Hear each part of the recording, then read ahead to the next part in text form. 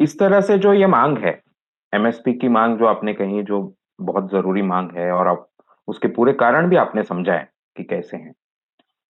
उसका एक परिणाम होगा, किसानों को एक बड़ा फ़ायदा होगा वो माँग माँगने पर। यानी एमएसपी के कानूनी गारंटी की बात। उसका फ़ायदा वो जब एमएसपी मिलने लगेगी सरकार से भी या व्यापारी भी वो उसके आगे ही खरीदेंगे अगर ऐसा कानून बन गया तो। तो उससे जैसा आपने कहा कि आगे फिर से किसानों पे कर्जा भी नहीं होगा। और एक बहुत महत्वपूर्ण बात आपने बताई कि 65% से ज़्यादा लोग या तो किसानी में है या किसानी पर निर्भर है, उनका रोज़गार किसानी से आ रहा है। तो इतना बड़ा जब जनता, बड़ा भारत की जनसंख्या जब उस पर निर्भर है, तो ये अगर ऐसे कानून आ गए, तो और क्या अच्छे परिणाम अ, ये 65% को दिखने को मिलेंगे? या फिर जो बाकी 35% शहरों की जनता है, उन्हें क्या अच्छे परिणाम दिखने मिलेंगे अगर ये सारी माँगें मान ली गई तो? देखिए, उसका सबसे पहली बात तो ये है कि हमारे देश में लोग ये कहते हैं कि प्रोडक्शन भरा पड़ा हुआ है, उसे खरीदने वाले नहीं हैं, क्योंकि क्रय शक्ति नहीं है। अगर परचेज़िंग पावर बढ़ेगी किसान की, तो फिर जो माल बन रहा है फैक्ट्रीज़ के अंदर, वो खरीदने वाला भी कोई होगा। नहीं तो अभी आप चले जाइए, है ना? इतनी कम है, मतलब डिमांड इतनी कम है और वो लोग तो खरीदना चाहते हैं, लेकिन उनके पास में क्रय शक्ति नहीं है, पैसा नहीं है, परचेज़िंग पावर नहीं है, तो पूरा मार्केट का बूम आएगा। ये एक सवाल है। दूसरी बात, किसान के साथ में खेतीहर मज़दूर जुड़ा हुआ है। अभी गाँव के साथ में स्थिति ये है कि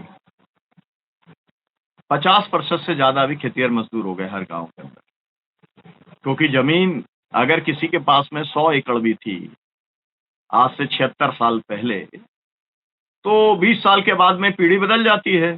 100 वाला 50 हुआ, 50 का 25 हुआ, 25 का जो है आधा हो गया, साढ़े 12 हो गया, फिर 4 हो गया, फिर 2 हो गया, फिर 1 हो गया, बाहर हो गया। इतनी पीढ़ियाँ आ गई हैं कि इसके बाद में जो ज़मीन बढ़ते-बढ़ते जो है वो ज़मीन बची नहीं तो भूमिहीन हो गए तो मज़दूर हो गए। ये सवाल है। तो सीधा-सीधा उसको जो इम्पैक्ट मिलेगा, किसान के पास में अगर पैसा आएगा तो वो सीधे खेतीहर मज़दूर के पास आएगा। फिर हम जो कहते हैं कि आप 200 दिन का काम दो, आज की तारीख में भारत सरकार जो रोज़गार गारंटी योजना चला रही है, उसमें 100 दिन का काम की जगह पर 32 दिन का काम दे पा रही है, ऐसा योजना आयोग पहले बताता था, अभी भी नीति आयोग यही बताता है। कहीं पर भी आप देख लीजिए गूगल सर्च करके। जी। तो 100 दिन का काम तो कम से कम मिले। खेतिहर जो मज़दूर है, वो भी भारतीय है, उसका भी सम्मानपूर्वक जीवन जीने का अधिकार है, जो भारत का कॉन्स्टिट्यूशन देता है। तो कम से कम वो भी जी पाए, उसको भी गुलाम की ज़िंदगी नहीं जीनी पड़े, तो उसको सीधा-सीधा फ़ायदा होगा।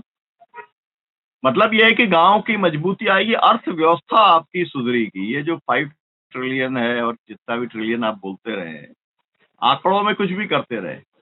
लेकिन गाँव की सेहत जब सुधरेगी, किसान की सेहत जो है सुधरेगी तो गाँव की सुधरेगी तो देश की इकोनॉमी जो है वो बहुत बेहतर होगी।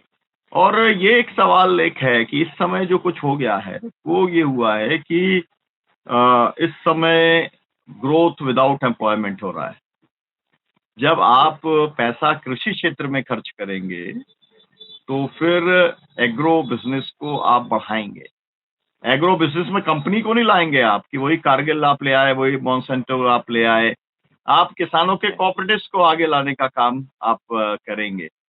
तो गाँव के अंदर ये जो पूरा का पूरा आज जो बड़ी दिक्कत क्या है? किसान के पास में स्टोरिंग पावर नहीं है। मैं जहाँ से आता हूँ, जहाँ से मैं 2 बार विधायक रहा, मुल्ताई जगह का नाम है, नागपुर से 125 किलोमीटर दूर है। मेरे यहाँ पर एक बिरोल क्षेत्र है, वहाँ पत्ता गोभी होती है। पत्ता गोभी आप अगर पुणे शहर के अंदर खरीदते होंगे तो 70-80 रुपए किलो मिलेगी। कभी हो जाएगा तो आपको 40 रुपए किलो भी आपको मिल जाएगी। लेकिन यहाँ पर जब किसान शुरू करता है तो 3 रुपए किलो से शुरू करता है और जब अंत करता है तो 30 पैसे किलो पे अंत करता है। ये वाह! साल-साल का किस्सा है यहाँ पर। तो ये जो पूरा का पूरा है, वो इसलिए है कि यहाँ पर स्टोरेज नहीं है। अगर कोल्ड स्टोरेज हो, किसान के कोऑपरेटिव्स हों, किसान के अपने कोल्ड स्टोरेज हों तो जो है वो उसके अंदर स्टोर कर सकता है। उसको भी बेहतर दाम मिल सकता है और जो आप ₹80 किलो का खरीद रहे हैं या 40 किलो का खरीद रहे हैं, आपको भी सस्ता जो है मिल सकता है। तो ये जो बिचौलिए जो बीच में मतलब दाम बढ़ाने का काम कर रहे हैं, जिसमें उपभोक्ता को भी महँगा मिल रहा है और उसका जो दाम के तौर पर किसान को तो कुछ मिल ही नहीं रहा है, वो दुरुस्त होगा। इसके लिए पैसा चाहिए। पैसा जो है सरकार 65% आबादी के लिए सरकार 2% का टोटल बजट देती है। अब आप सोचिए, आप बजट दे रहे हैं, भारत सरकार 10 से 15% का बजट दे रही है डिफेंस के लिए। डिफेंस बहुत ज़रूरी है, लेकिन आप हथियार जो है खरीदेंगे, उसमें कमीशन खाने का काम करेंगे और आप 45 लाख करोड़ में से आप 10-15 करोड़ लाख करोड़ रुपया आप केवल डिफेंस के अंदर अगर दे देंगे, तो किसानों के लिए बचेगा क्या? शिक्षा के लिए और स्वास्थ्य के लिए क्या बचेगा? बहुत सारे सवाल। तो वो क्या है कि इनकी पॉलिटिक्स का हिस्सा है। पॉलिटिक्स का हिस्सा है कि सामने पाकिस्तान को दुश्मन बना के खड़ा किया हुआ है ताकि यहाँ पर हिंदू-मुसलमान का जो है ध्रुवीकरण कर सकें। वहाँ पे चाइना को दुश्मन बना के खड़ा किया हुआ है ताकि उसका एक ध्रुवीकरण करने का काम कर सकें। तो आपको हथियार की ज़रूरत क्या है?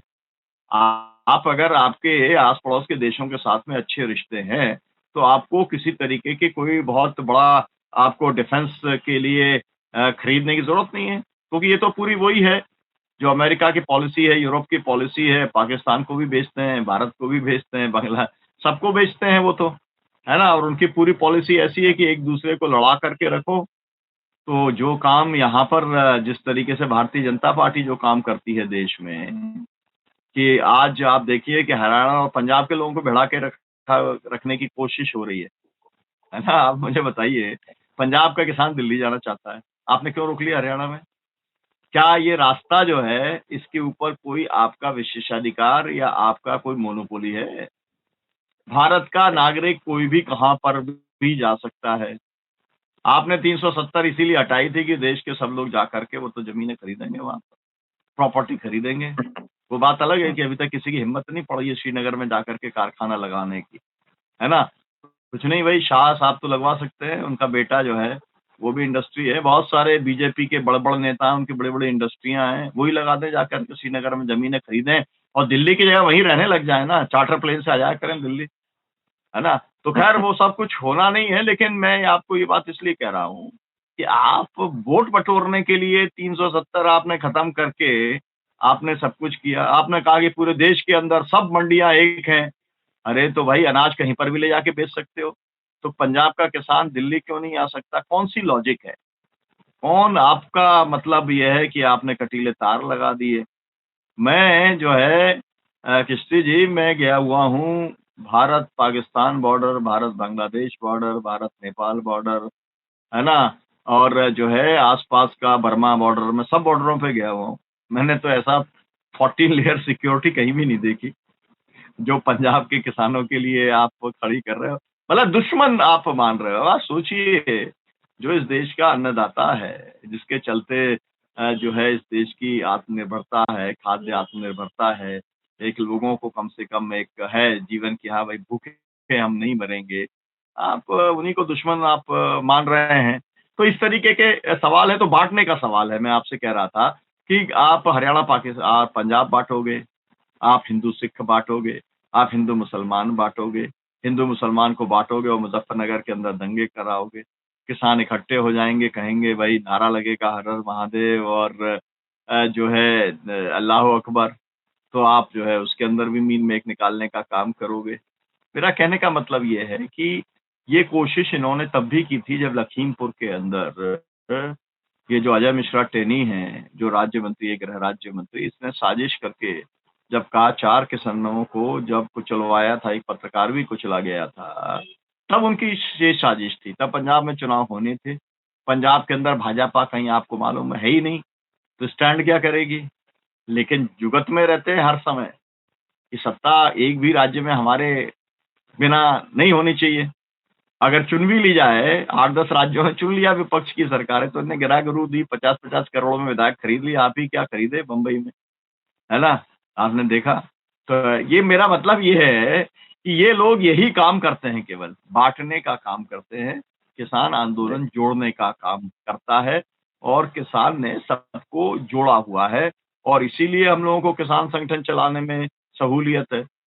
क्योंकि जी। कश्मीर का किसान भी जो है वो पैदा कर रहा है, सेब पैदा कर रहा है, कन्याकुमारी का वो धान पैदा कर रहा है जो है गुजरात से लेकर के और आसाम तक सब किसान हैं। किसान एक बिरादरी है, किसानों की तकलीफ़ें हैं, तो किसान इकट्ठा हो जाता है, किसान लड़ता है। ये बात अलग है कि उसे 76 साल में आज तक न्याय नहीं दिया गया। आज भी उसको बदनाम करने की कोशिश हर तरीके से की जाती है। एक तो आपने कहा कि पूरी अर्थव्यवस्था पे इसके अच्छे परिणाम होंगे, क्योंकि क्रय शक्ति सबकी बढ़ेगी। जो 65% आज खेती पर निर्भर है, खेती-किसानी में है, उनकी क्रय शक्ति भी बढ़ेगी। एक उससे समझ में आता है कि जो पलायन गाँवों से होता है, वो भी कहीं रुकना शुरू होगा और जो आज 65% रोज़गार दिया जा रहा है जहाँ से, शायद हो सकता है कि भविष्य में उससे भी ज़्यादा रोज़गार उससे मिले। और जो आपने एक दूसरी बात कही कि बाकी जो विकास चल रहा है, उस वो विकास तो बिल्कुल ही रोज़गार रहित विकास है, वहाँ से तो रोज़गार बढ़ ही नहीं रहा है, उल्टा कम होता जा रहा है, हर जगह से। जैसा हम देखते हैं सॉफ्टवेयर कंपनियों से लोगों को निकाला जा रहा है, ज़्यादा मशीनें या जो एआई तंत्रज्ञान आ आ चुका है, उसके कारण लोग कम हो रहे हैं वहाँ पे लोगों की ज़रूरत। तो ऐसे में अगर मैं ऐसा कहूँ कि बेरोज़गारी पर एक बहुत महत्वपूर्ण उपाय ये होगा कि किसानी में या जो आज किसान आंदोलन की जो माँग है, उसे अगर पूरा किया जाए, तो बेरोज़गारी के खिलाफ बहुत बड़ा कदम हमारे देश का होगा। क्या ये कहना सही होगा? बिल्कुल 100% आप सही कह रहे हैं, क्योंकि किसान असल में आपको मालूम है, कोई भी अपना गाँव नहीं छोड़ना चाहता, है ना? लेकिन जब गाँव के अंदर मज़दूरी भी मिलनी बंद हो जाती है खेती और मज़दूर को, तो वो शहर चला जाता है। शहर के अंदर नारकीय जीवन जो है झोपड़पट्टी में रह कर के बहुत ही सब स्टैंडर्ड लाइफ़ वो जीने के लिए वो मजबूर हो जाता है। तो जो माइग्रेशन का प्रॉब्लम है वो तो सीधा-सीधा रोज़गार से जुड़ा हुआ है। खेती-किसानी के अंदर अगर काम होगा, एग्रो इंडस्ट्री के अंदर अगर काम होगा जो कॉटेज इंडस्ट्री के अंदर काम होगा, खादी की इंडस्ट्री के अंदर अगर काम होगा तो फिर उसको बाहर जाने की ज़रूरत नहीं पड़ेगी। लेकिन आपने देखा, भारत सरकार ने कितने दावे किए थे कि हम जो कोरोना से मज़दूर लौट रहे हैं, इनको गाँव में रोज़गार देंगे। 1% लोगों को रोज़गार नहीं दिला पाए, शर्म आनी चाहिए। मतलब इससे बड़ी शर्म की बात देश की व्यवस्था चलाने वालों के लिए, सरकार चलाने वालों के लिए कुछ नहीं है। कि वो मज़दूर आप उसको लौटने के मतलब एक तो पहले आपने तानाशाही की, कि आपने समय नहीं दिया कि भई वो घर लौट के जा सके। घर लौट के जाने के लिए ट्रेन उपलब्ध करा सकते थे, बस उपलब्ध करा सकते थे, ट्रांसपोर्ट उपलब्ध करा सकते थे, वो नहीं कराया। आपने क्रूरता की पराकाष्ठा की, वो पैदल चल के वापस चला गया, लेकिन फिर उसे वापस लौटना पड़ा क्योंकि आपने तमाम दावे कर दिए हों, गाँव के अंदर 1% लोगों को भी अतिरिक्त रोज़गार नहीं मिल पाया। ये है इस देश की वास्तविकता। इसकी वास्तविकता को बदलने के लिए आपको एग्रीकल्चर सेक्टर को ही मजबूत आपको करना पड़ेगा, किसान को ही आपको आर्थिक ताकत देनी पड़ेगी, गाँव को ही आपको संपन्न बनाना पड़ेगा।